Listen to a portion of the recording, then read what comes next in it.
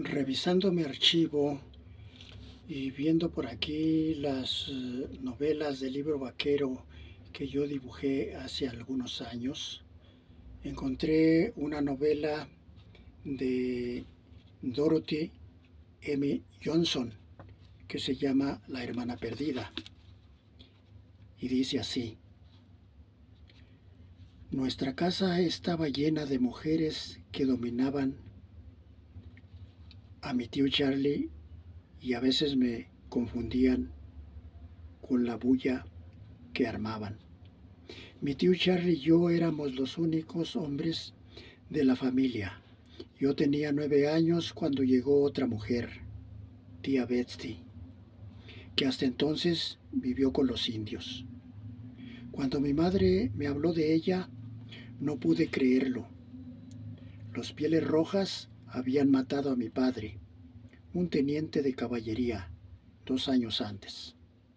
Yo les odiaba y solo esperaba crecer un poco para luchar contra ellos. Aunque cuando fui mayor, los indios habían dejado de ser una amenaza. ¿Por qué ha vivido con los salvajes?, pregunté. La capturaron cuando era una niña, dijo mamá. Solo tenía 6 años y ahora va a regresar a casa. Había tardado mucho tiempo en decidirse a regresar, pensé, y así lo manifesté, prometiendo: si algún día me raptan, no estaré con ellos tanto tiempo. Mamá rodeó con sus brazos mi cuerpo. No digas eso, los indios no te raptarán nunca. Yo era el único vínculo de mamá con la familia de su marido. Mamá no era feliz con aquellas mujeres dominantes. Mis tías Margaret, Ana y Sabina, pero no quería regresar al este, de donde procedía. Tío Charlie regenteaba la tienda, propiedad de mis tías, pero en realidad no era un miembro de la familia, solo era el marido de tía Margaret. El único hombre que había pertenecido a la familia era mi padre, el hermano de las tías, y yo pertenecía a la familia. Y algún día la tienda sería mía. Mi madre se había quedado para proteger mis intereses. Ninguna de las 3 hermanas, mis tías, había visto nunca a tía Basie. Los indios la capturaron antes de que ellas nacieran. Tía Mary la había conocido. Tía Mary era 2 años mayor que tía Bessie, pero vivía a 1000 millas de distancia y su estado de salud no era muy bueno.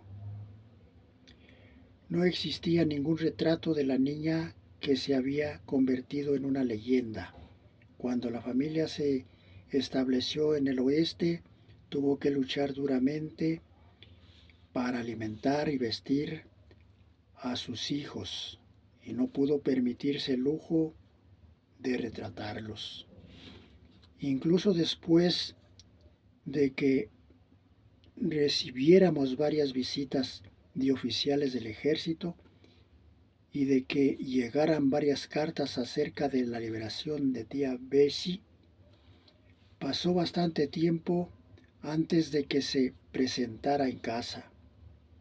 El mayor Harris, que había efectuado las negociaciones finales, advirtió a mis tías que tendrían problemas y que tía Bessie no se adaptaría fácilmente a la vida familiar.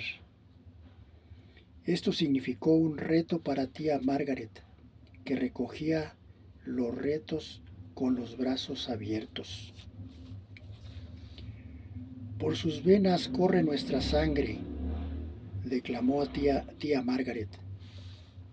Desde luego que se adaptará a la vida familiar, mi pobre querida hermana Basie. arrancada de su hogar hace 40 años. El mayor no era un diplomático precisamente.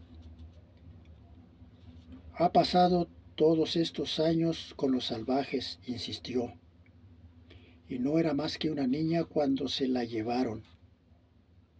Yo no la he visto, pero es razonable suponer que tendrá todo el aspecto de una india salvaje. Mi tía Margaret se puso en pie para indicar que la entrevista había terminado. Mayor Harris, dijo en tono solemne, no puedo permitir que en mi presencia se critique a mi querida hermana. Vivirá en mi casa, y si antes de un mes no recibo un comunicado oficial de que va a venir, tomaré medidas. Tía Bessie llegó antes de que transcurriera el mes. En casa las tías estaban inmersas en un mar de preparativos. Andaban de un lado para otro, barrían, fregaban, pulían y se bañaban todos los días. Me trasladaron de mi habitación a la de mi madre, tal como ella les había pedido, porque mi sueño se veía turbado por continuas pesadillas. Prepararon mi antigua habitación para tía Bessie, con muchas pequeñas comodidades, tapetitos nuevos en todas partes, horquillas, una jarra y una palangana reluciente. Las mejores toallas y 2 camisones de dormir por si los suyos estaban usados. A lo mejor ni los usaba. La verdad es que tía Bessie no tenía ninguno. Tal vez debiéramos comprarle algún vestido, sugirió la tía Ana. No sabemos lo que traerá. Ni sabemos tampoco sus medidas. ¿Será gorda, alta, delgada?, objetó Margaret. Ya tendrá tiempo para ir de compras después de descansar por unos días. Así podrá comprarse lo que más le guste. Si algo le gusta, porque estaba acostumbrada con aquella vida tan ruin de esos indios mugrosos. Las damas del pueblo acudían casi cada tarde a revisar los preparativos. Viejas importosas. Margaret les prometió que, en cuanto Bessie se hubiera recobrado suficientemente de la impresión, las invitaría a todas a tomar el té, o un tequila, o whisky, que era el que se acostumbraba más en esos tiempos y en esas regiones. Margaret advertía continuamente a sus ansiosas hermanas: al principio, niñas, no debemos hacerle demasiadas preguntas. Tendrá que descansar una temporada. Ha pasado por una terrible experiencia. Realmente, Bessie había pasado por una terrible experiencia, pero no era la que sus hermanas pensaban. La experiencia que estaba sufriendo cuando llegó era la de haber sido arrancada de su gente, los indios, y entregada a unos extranjeros, sus hermanas. No la habían liberado, la habían hecho cautiva. Tía Bessie llegó con el mayor Harris y un intérprete, un mestizo de pelo negro y grasiento, que le colgaba hasta los hombros. Llevaba algunas prendas del ejército, creo que era del ejército, pero su aspecto era de un salvaje. Tía Margaret abrió la puerta de par en par. Cuando les vio llegar, salió corriendo de la casa, seguida de sus hermanas. Mientras mamá y yo mirábamos desde una ventana, los brazos de Margaret estaban extendidos, pero cuando vio a la mujer más cerca, los dejó caer, y el alegre grito de bienvenida murió en sus labios como una queja de moribundo. Mi tía Bessie, que había sido una india durante 40 años, se detuvo con aire vacilante, indefensa, entre sus captores. Sus hermanas la habían descrito a menudo, y no es que la hubieran visto nunca, pero la niña cautiva se había convertido en una leyenda. Decían que tenía unos hermosos rizos rubios y unos maravillosos ojos azules, una niña de ensueño, un ángel al que solo le faltaban alas. Pero a las pruebas me remito. La Bessie que regresó era una mujer envejecida, calzada con mocasines y embutida en un vestido de color oscuro que comprimía su obeso cuerpo. Llevaba el pelo muy corto, ya que al ser separada de los indios le habían cortado las largas trenzas para librarla de los piojos. Mira qué cochina. Tía Margaret se recobró de la sorpresa y en vez de abrazar a aquella silenciosa, estólida mujer, se limitó a darle unos golpecitos en el hombro y a exclamar: mi querida Bessie, soy tu hermana Margaret, y estas son nuestras hermanas Ana y Sabina. Espero que no estés demasiado cansada de tu viaje. Tía Margaret era todo afabilidad, porque le habían asegurado, más allá de toda posible duda, de que aquella mujer era realmente un miembro de la familia. Por lo visto, creía tía Margaret era capaz de creer cualquier cosa, que lo único que Bessie necesitaba era echarse un buen sueño y lavarse la cara, ya que la traía más sucia que un indio guerrero. Luego se mostraría tan locuaz como cualquiera de ellas, al menos eso creían. Las otras tiras eran rápidas de movimientos y agudas de lengua, como víbora. Pero Bessie se movía como si sus penas fueran una pesada carga sobre sus encorvados hombros, y cuando hablaba brevemente, contestando al intérprete, no se le entendía ni madres, ni una sola palabra. Tía Margaret ignoró aquellos detalles, acompañó al grupo al saloncito de la parte delantera de la casa, incluso al intérprete, cuando se enteró de que no podía prescindir de él.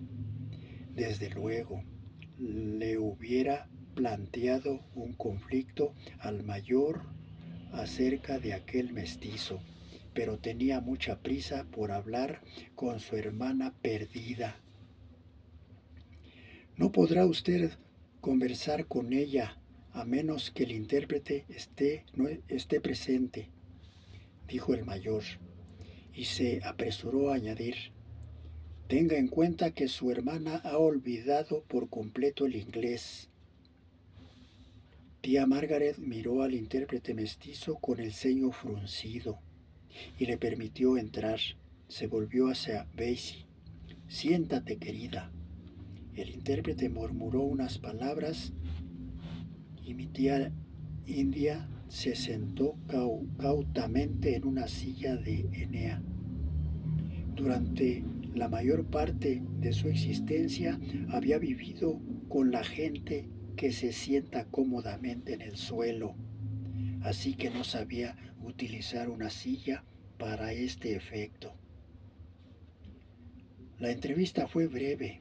A Bessie ya le habían dado instrucciones antes de llegar, pero el mayor Harris tenía unas cuantas advertencias para la familia.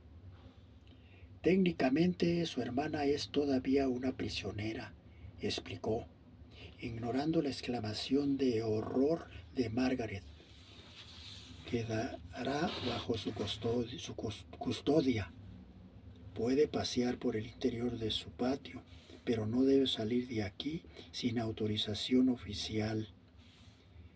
Mr. Raleigh prosiguió: esta será una pesada carga para ustedes, pero a su hermana le han sido comunicadas estas restricciones y se ha declarado dispuesta a aceptarlas.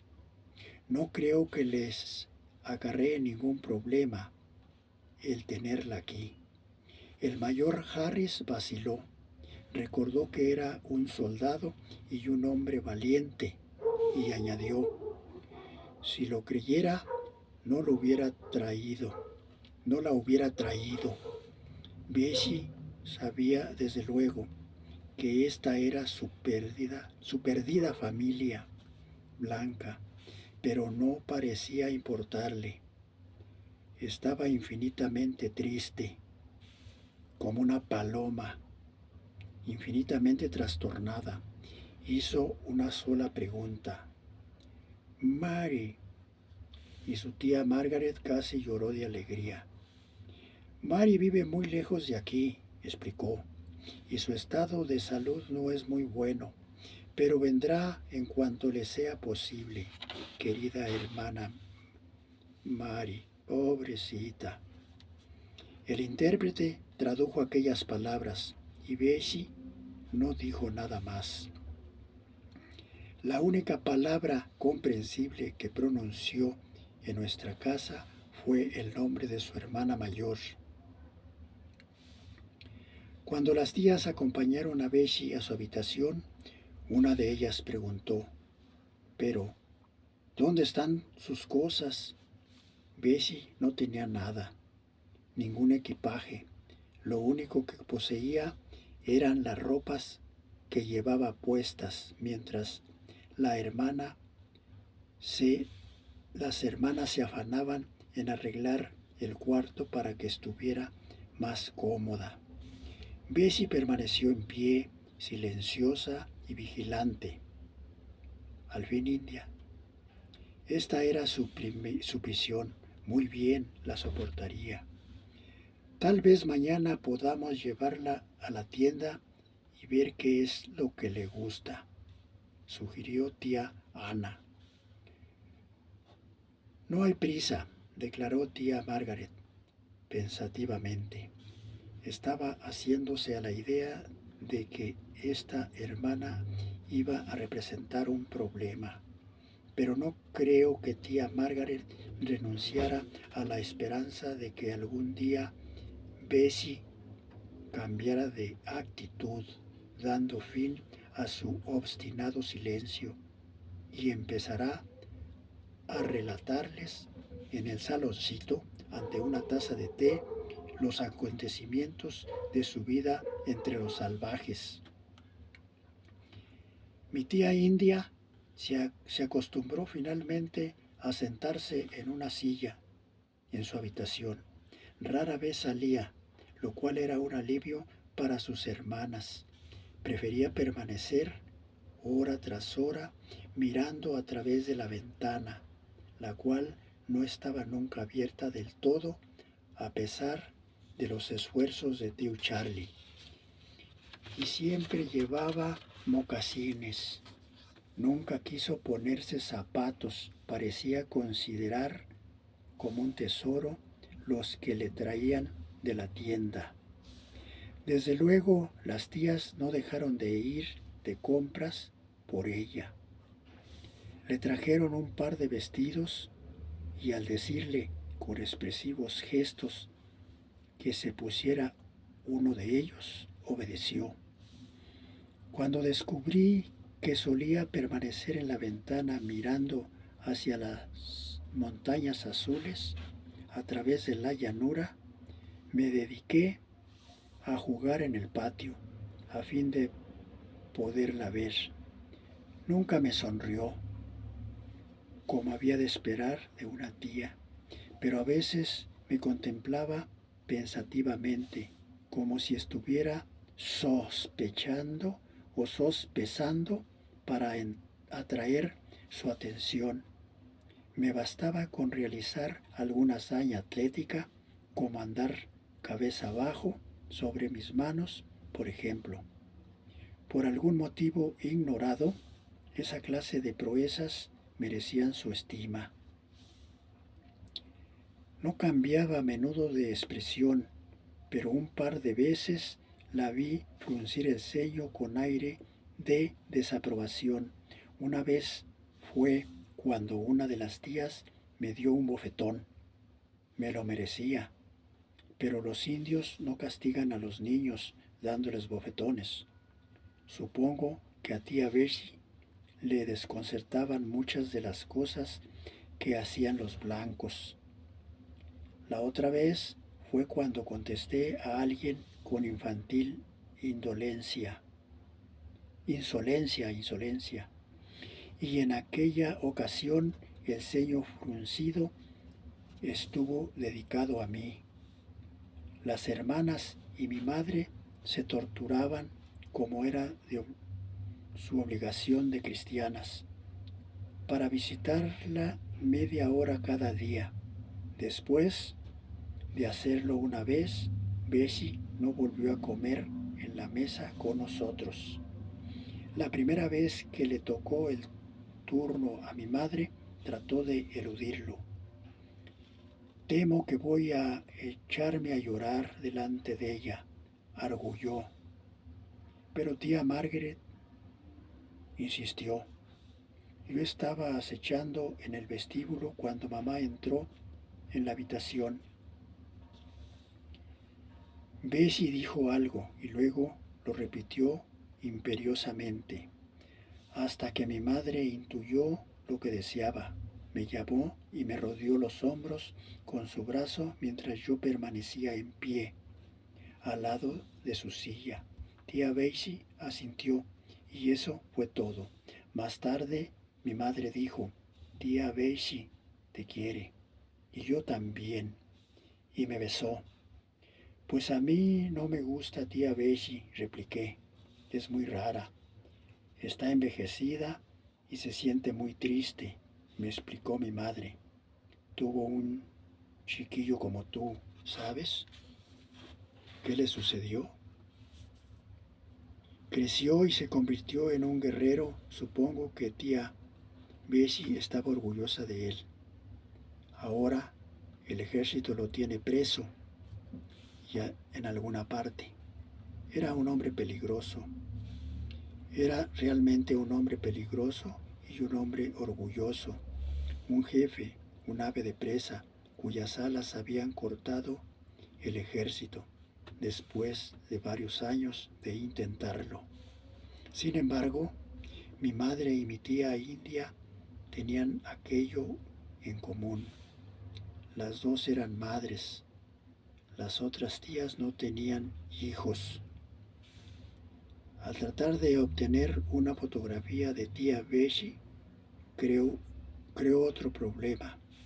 Las tías, que trataban obstinada y valientemente de convertirla en un verdadero miembro de la familia, deseaban un retrato suyo para el álbum familiar. El gobierno deseaba también uno, por algún motivo ignorado. Tal vez alguien se había dado cuenta de que al rescatar a la niña cautiva se había producido un acontecimiento de importancia histórica. El mayor Harris envió a un joven teniente con el intérprete de pelo grasiento para discutir el asunto. Margaret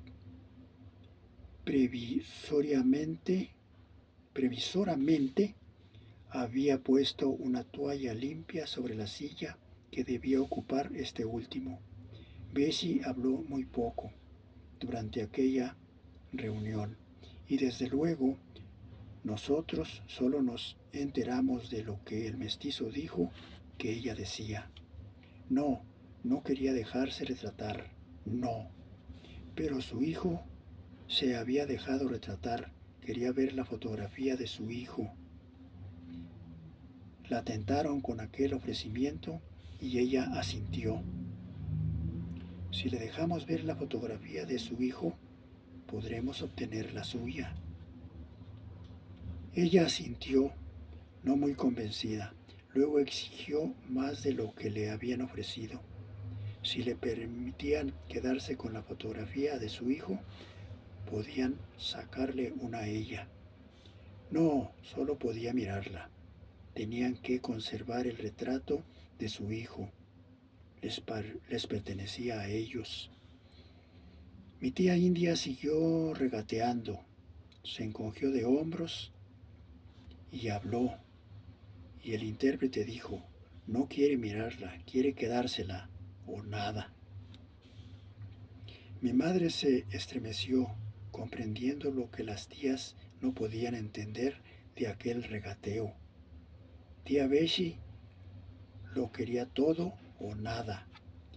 Bessie ganó, tal vez ya habían previsto que ganara. Le permitieron quedarse con la fotografía de su hijo. Una fotografía que le ha aparecido muchas veces en los libros de historia. El jefe de sangre blanca, el valiente caudillo que no fue lo bastante grande para mantener libre a su pueblo indio. La fotografía había sido tomada después de su captura, aunque nadie lo hubiera sospechado.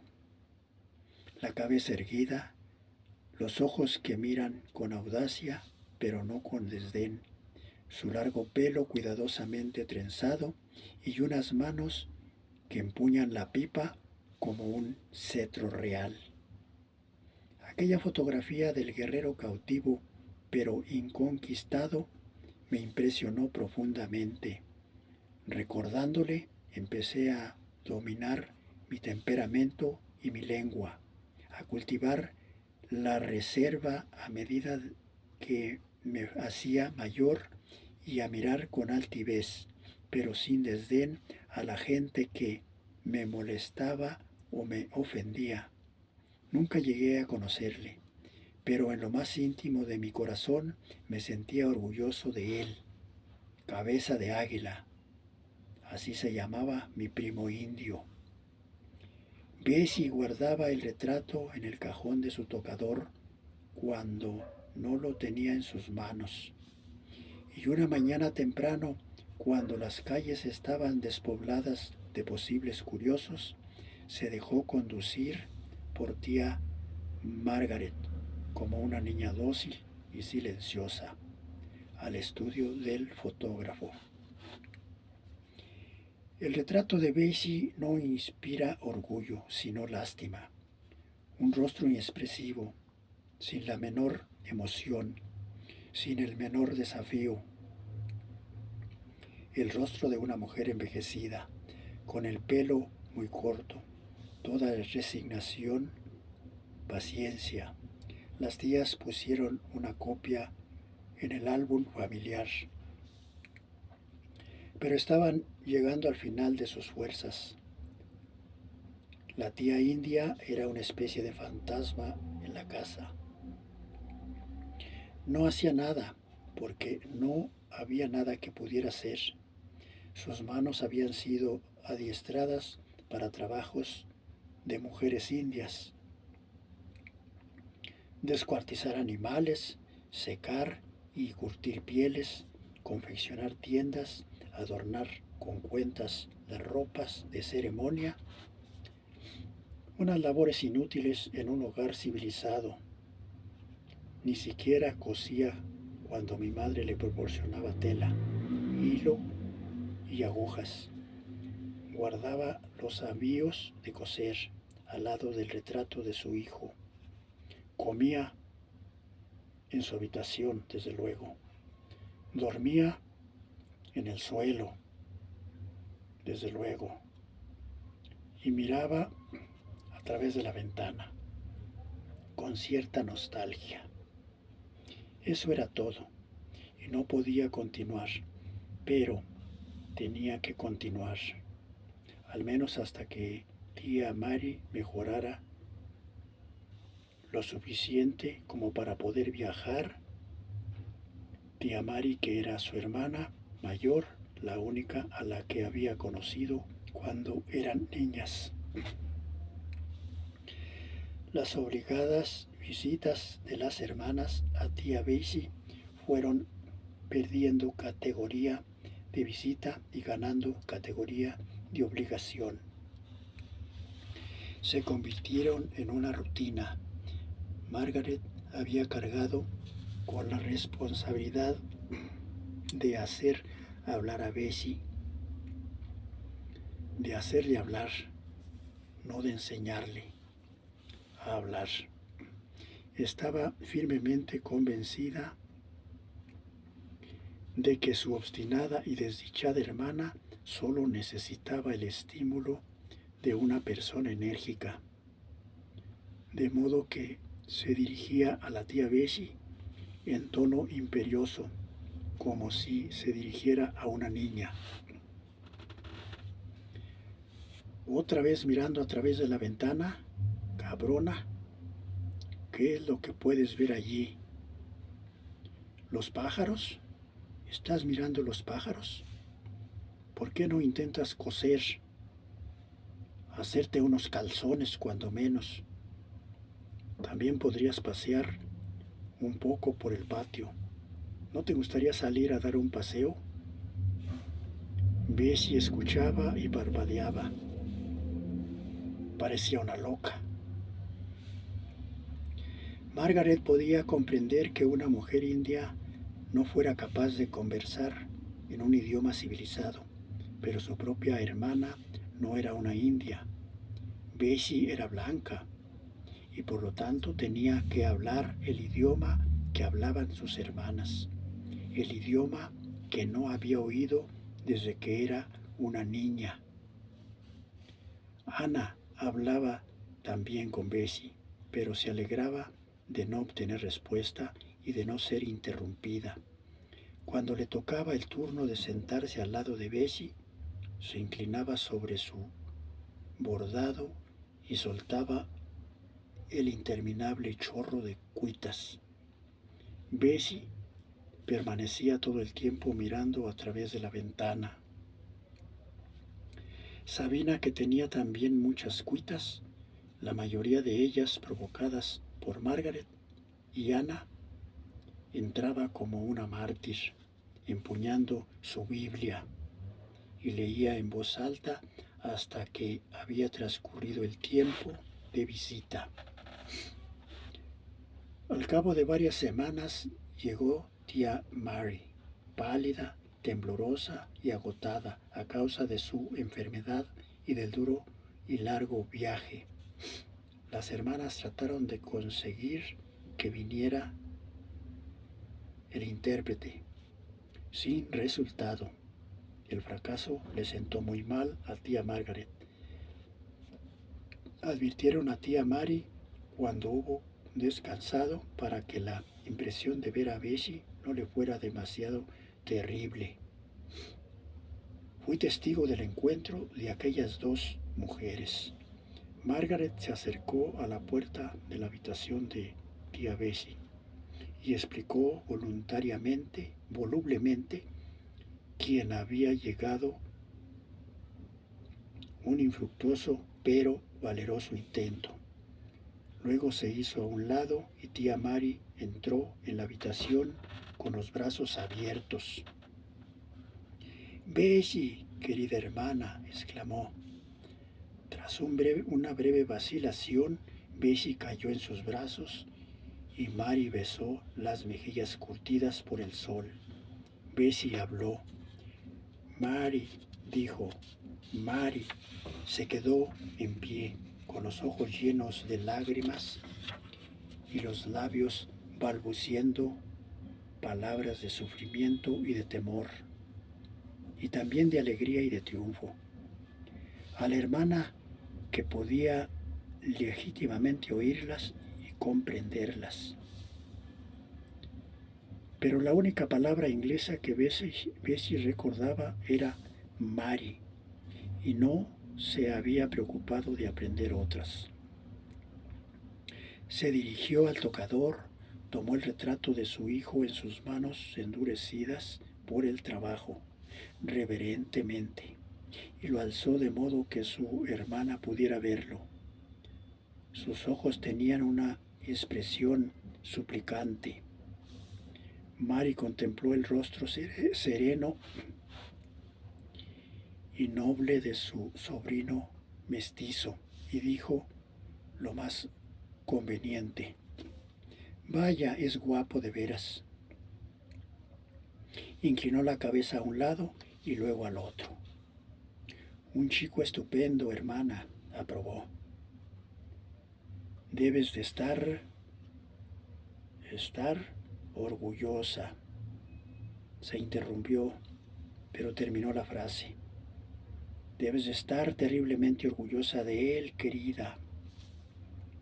Bessie comprendió el tono, si no las palabras. El tono era de admiración. Su hijo era aceptado por la hermana que a ella le importaba. Bessie miró el retrato y asintió, murmurando. Luego volvió a meterlo en el cajón. Tía Mary no trató de hacer hablar a Bessie.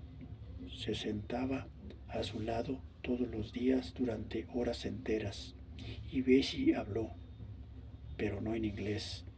Permanecían sentadas, cogidas de las manos, para consolarse mutuamente, mientras la niña cautiva crecía y se convertía en madre y luego en abuela a través de narración de lo que había sucedido en 40 años.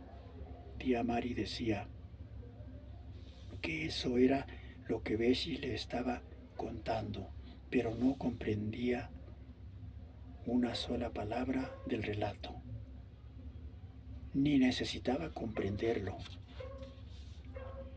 «Tiene tiempo de sobra para volver a aprender el inglés», dijo tía Mary. «Creo que entiende más de lo que deja suponer. Le he preguntado si le gustaría venir a vivir conmigo y ya ha sentido. Tenemos el resto de nuestras vidas para que aprenda inglés, pero lo que me ha estado contando no podía esperar. Cosas acerca de su vida y de su hijo. ¿Estás segura, querida Mary, de que podrás cargar con la responsabilidad de tenerla en tu casa?», preguntó Margaret por pura fórmula, sin duda temblando de miedo ante la posibilidad de una respuesta negativa. «Creo que será más feliz contigo, aunque mientras hemos hecho todo lo que hemos podido. Margaret y sus hermanas serían más felices si Bessie estuviera en alguna otra parte». Y dio la casualidad de que el gobierno de los Estados Unidos le sucedía lo mismo. El mayor Harris se presentó con el intérprete para discutir los detalles y le dijeron que a Bessie que podía marcharse, si lo deseaba, a vivir con Mary a 1000 millas de distancia. Bessie se mostró paciente y casi amable. Habló con el intérprete mucho más de lo que había hablado en las anteriores ocasiones. El intérprete le respondió con la misma amplitud y luego explicó a los otros que Bessie quería saber cómo iban a viajar Mary y ella hasta aquella lejana región. Resultaba difícil, dijo, que comprendiera lo que significaba una distancia de 1000 millas. Posteriormente supimos que el intérprete y Bessie habían hablado de otras cosas. A la mañana siguiente, cuando Sabina llevó el desayuno a la habitación de Bessie, oímos un grito. Subimos corriendo y encontramos a Sabina con la bandeja del desayuno en la mano, repitiendo una y otra vez: «Se ha escapado por la ventana, Se ha escapado por la ventana. En efecto, la ventana estaba abierta de par en par y la fotografía del hijo de Bessie había desaparecido del cajón del tocador. No faltaba nada más, a excepción del vestido que Bessie llevaba puesto el día que llegó. Mi tío Charlie no desayunó aquella mañana. Obedeciendo las imperiosas órdenes de Margaret, saltó sobre un caballo y galopó hacia la oficina de telégrafos. Antes de que el mayor Harris se presentara con media docena de soldados de caballería, unos exploradores civiles salieron en busca de Bessie. Eran unos expertos rastreadores. Sus vidas habían dependido, en diversas ocasiones, de su capacidad para leer el significado de una piedra cambiada de posición, de un tallo roto, de una hoja aplastada. Descubrieron que Bessie se había encaminado hacia el sur. Siguieron su rastro por espacio de 10 millas y entonces perdieron el rastro, porque Bessie era tan hábil como ellos. Su vida había dependido en más de una ocasión de no dejar ninguna piedra, ningún tallo, ni ninguna hoja que señalara su paso. Al principio viajó rápidamente, luego, disponiendo de tiempo para mostrarse cuidadosa, eludió a los perseguidores que sabía habían de llegar. Las tías estaban abrumadas de pena, al menos tía Mary, y abrumadas de humillación por lo que tía Bessie había hecho. En la casa las persianas estaban echadas y todo el mundo hablaba en voz baja. Nos habían compadecido a causa de la trágica